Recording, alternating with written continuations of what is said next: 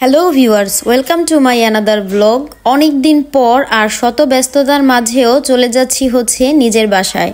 তো আমি চলে যাচ্ছি মুন্সিগঞ্জে। এই একটা রোড, বাবারে বাবা, খোদার 30টা দিনই সেম কাহিনী।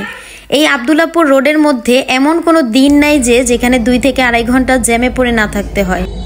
তারপর চলে আসি এয়ারপোর্টে, সেখান থেকে ট্রেনে করে চলে যাব কমলাপুর, দেন চলে গিয়েছি বাসায়। তো বাড়িতে যাওয়ার পরপরই কোনো রেস্টের সুযোগ নেই। সেখানে গিয়ে দেখি ফুপু, তারপর আমার বড় চাচি, ওনারা সবাই মিলে পিঠার আয়োজন করতেছে। আমিও গিয়ে হাতে হাতে কাজে লেগে পড়ি। মূলত বাসায় যাওয়ার মেন উদ্দেশ্যই গিয়ে শায়েখ সিরাজ স্যার আমাদের বাসায় আসবে আলুর প্রোগ্রামের জন্য। আমার চাচা প্রতি বছরই আলু লাগিয়ে থাকে, তো যার কারণে আমরা ফ্যামিলির সকলেই এখানে আসব, আমন্ত্রিত হয়েছি। নিজের বাড়িতে নিজের দাওয়াত। তো এই সেই আলু যেগুলো কিনা কোল্ড রাখা হয়েছে, এবং কিছু তিনি নিজে কিনে এনেছে, ক্রয় করেছে, সরকারির মাধ্যমে কিছু অনুদান পেয়েছে। তো যাই হোক, ওনারা আগামীকাল আসবে। রাতের বেলাতেই সকল ধরনের পিঠাগুলো তৈরি করা হচ্ছে। পাটিসাপটা, সন্দেশ পিঠা, তারপর জামাই পিঠা, এভাবে 5-6 আইটেমের পিঠা ওনারা তৈরি করেছে। আর অ্যাটলিস্ট যেটা করবে সেটা ভাপা পিঠা, একদম শেষে সকাল ভোরে সেটা করবে ওনারা আসার কিছুক্ষণ পরেই। তো ওনারা যখন সকাল সকাল আসার কথা, আমরা অনেকক্ষণ অপেক্ষা করি যে ওনারা কখন আসবে, তার আগেই সমস্ত কিছুর আয়োজন করতে হবে। আর এর সাথে ইনভলভ ছিল একটি স্কুলের 2-1জন টিচার থাকবে, আর গিয়ে কিছু সংখ্যক স্টুডেন্টরাও থাকবে।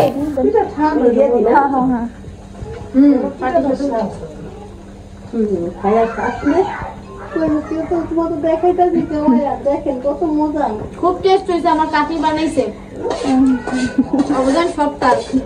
সময় স্বল্পতার জন্য নয়তো শীতের মৌসুমের মধ্যে আরো বিভিন্ন রকমের বাহারি ধরনের বিভিন্ন রকমের পিঠার উৎসব হয়ে থাকে।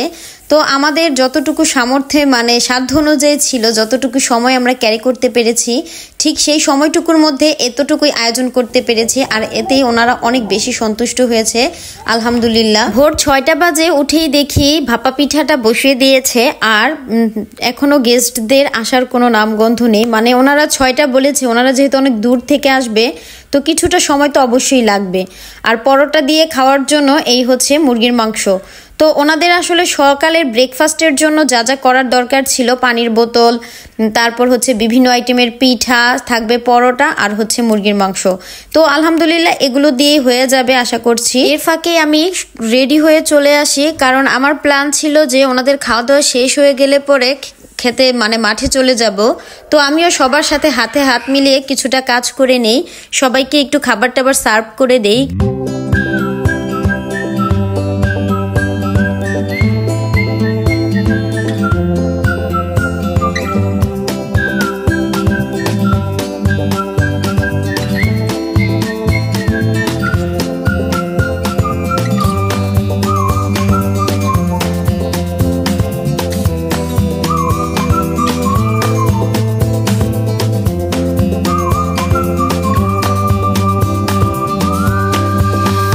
চারিদিকটা ঘুরে ঘুরে ভিডিও করছিলাম, যদিও ভিডিও করা মানা। তো আমার বোন এর আগের দিন আসার কথা ছিল, তো এখন মাত্র এসে পৌঁছেছে। এদিক দিয়ে ছোয়ামনি ও নানু শাড়ি পরেছে বিধায় ছবি তোলার জন্য ব্যাকুল হয়ে পড়েছে।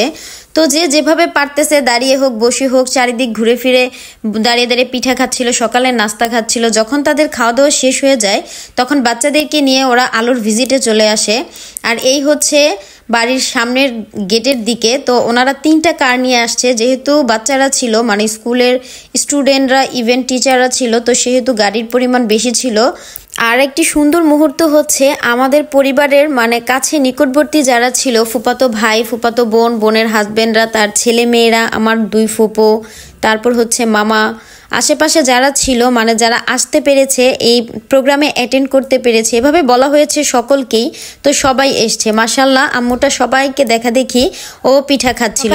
সবার ব্রেকফাস্ট করা শেষ হয়ে গেলে পরে উনি কিছুক্ষণ এখানে দাঁড়িয়ে কথা বলে, আমার চাচার সাথে কথা বলার পর তারপর সকল কৃষককে ডেকে নিয়ে আসে। কৃষকদের সাথে কিছুক্ষণ পরামর্শ করে, বিভিন্ন ধরনের ইনফরমেশন ব্যাপারে তারা জানতে চায়। তো টুকিটাকি কথা বলার পর ডিসকাশন চলার পর তারপর ওনারা সকলে মিলে চলে যাবে হচ্ছে ক্ষেতের উদ্দেশ্যে। তো আগে স্টুডেন্টদেরকে পর্যায়ক্রমে আগে সেফলি ভাবে গাড়িতে তুলবে, তারপর চলে যাবে। হ্যালো গাইস, সবাই হাই বলো। Hi, hello everyone. আমরা সবাই আলু খেতে চলে আসছি শাইখ সিরাজকে দেখার জন্য। মূলত খেতে আসার প্ল্যানটা আমাদের আগেই ছিল, তবে আমাদের কারোই ছবি তোলা হয়নি। মানে খাবার দাবার শেষ করার পর ওনারা আমাদেরকে সেই স্কোপটা দেয়নি। মাশাআল্লাহ, এখানে খুব সুন্দর লাউ চাষ করা হয়েছে। রিয়েল এই জিনিসগুলো দেখতে খুবই ভাল লাগে। কৃষকরা খুব সুন্দরভাবে সারিবদ্ধভাবে আলু লাগাচ্ছিল। তো এই রিয়েল ভিডিওগুলো না দেখলে আসলে বোঝা যায় না, উপলব্ধি করা যায় না। আর সবাই এক নামে মুন্সিগঞ্জকে আলু বলে ডাকে, এই সেই নমুনা আজকে তুলে ধরলাম। বিক্রমপুরের আলু আছে বলেই আমরা পুরো বাংলাদেশ, ইভেন বাংলাদেশের বাহিরের সকল মানুষ টিকে আছি। তো স্টুডেন্টদেরকে এখানে নিয়ে আসছে, এইটুকু এরিয়াকে চারিদিকটা সাজিয়ে মানে প্লে কার্ড দিয়ে দিছে, মানে এখানে ওদেরকে দিয়ে চাষবাস করানো হবে প্র্যাকটিক্যালি। তো ওদেরকে দিয়ে শাইখ সিরাজ স্যার সব কিছু করাচ্ছে, বলতেছে যে তোমরা এভাবে করো এভাবে করো। তারপর ওদেরকে দিয়ে খড়কুটা আনানো হয়, আনানোর পর ওদেরকে দিয়ে সকল কাজকর্ম করানো হবে। কৃষকরা ওদেরকে দেখিয়ে দেয়, যদিও বড়রাও ইনফরমেশন দেয় যে এভাবে এভাবে করো। ওরা কেল টানে লাঙল দিয়ে, লাঙল টানার পর তারপর হচ্ছে সেখানে আলু চারিদিকটাতে ছিটিয়ে দেয়। ছিটিয়ে দেওয়ার পর একটা একটা করে সেখানে বীজ ঠিকভাবে রোপণ করে, তার উপরে মাটি গেঁথে দেয়, অবশেষে হচ্ছে খড়কুটো দিয়ে দেয়। তো এভাবে আলু লাগানোর প্রসেসিংটা যদিও আমি ফার্স্ট দেখলাম, এর আগে দেখেছি, তবে হয়তোবা এতটা মনোযোগ সহকারে পুরোপুরিটা কখনোই দেখা হয়নি, যেটা কিনা এই ভিডিও করার মাধ্যমে বা সেখানে প্র্যাকটিক্যালি থাকার মাধ্যমে আমি নিজে রিয়েলাইজ করতে পেরেছি যে ওনাদের আসলে অনেক হার্ডওয়ার্ক করতে হয়, অনেক পরিশ্রম করতে হয় এই কাজগুলো করার সময়। ওইখানে মূলত অনেকক্ষণ ছিলাম, স্যাররা ড্রোন নিয়ে তারপর ক্যামেরা নিয়ে সব ধরনের ভিডিও করে ওনারা।